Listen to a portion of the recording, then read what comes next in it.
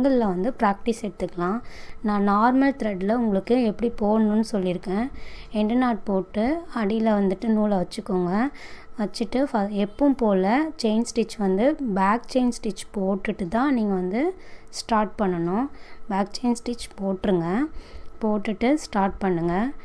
Start பண்ணிவிட்டு ஒரு ஜர்தோசியை எடுத்து நீங்கள் போடுங்க.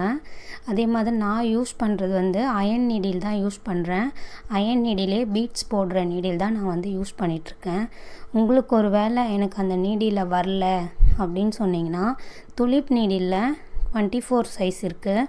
அந்த சைஸ் நீடிலில் நீங்கள் யூஸ் பண்ணலாம். அதில் வந்து ஒரு ஜர்தோசியாக சிங்கிள் பீஸாக தான் நீங்கள் வந்து யூஸ் பண்ண முடியும்.